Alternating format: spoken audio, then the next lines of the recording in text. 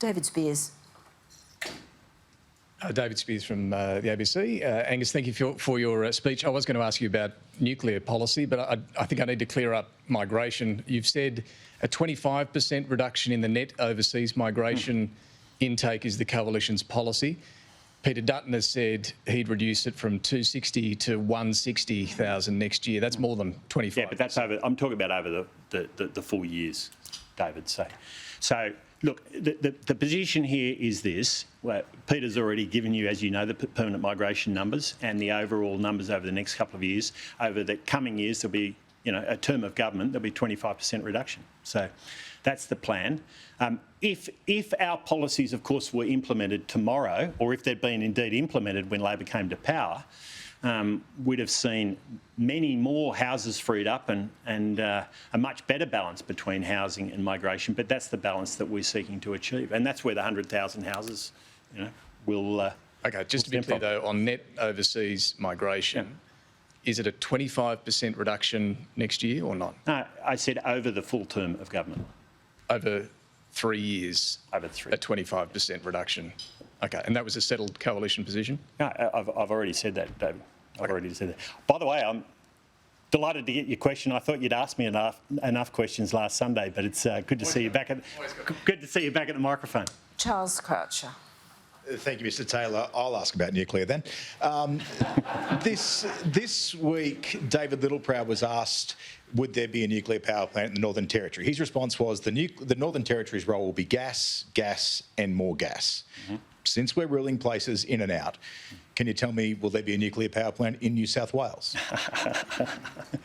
You're a bit like Phil. You're always looking for an opportunity to get us to announce another policy beyond what we already have. We've been very clear on this. We see nuclear as part of the future of our energy system in Australia. It's because we're going to lose 90% of our baseload.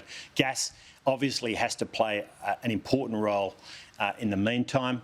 We're delighted to see that the government has shown, in a rhetorical sense, some interest in gas again, but we've seen no substance behind that. We certainly haven't seen the National Gas Infrastructure Plan being reinstated.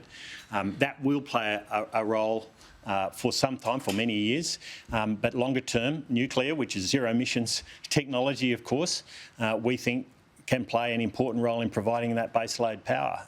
We've been very clear that the principle here is to focus on sites that are on or near current existing coal-fired generators that will close, and that's the 90% that's closing over the years coming through to 2035, and they're the obvious sites. And the important reason for this is that it means that you've got substantial costs that are otherwise necessary that won't be necessary.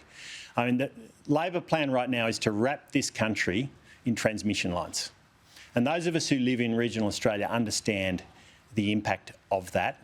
But there's also broader impacts, like I talked about, of taking people out of construction trades who we need to be building houses and doing other things and putting them into transmission lines that we already have. We already have, Charles. And so this is why it's such an important policy. We've outlined laid out the principles around the sites, and we'll obviously have more to say. There's a lot in this policy, but it's a big shift, and I would say it's the most profound shift in energy policy in my lifetime, and so it's why we're working through it meticulously. And as I say, Ted and Peter and others will have more to say in the coming months.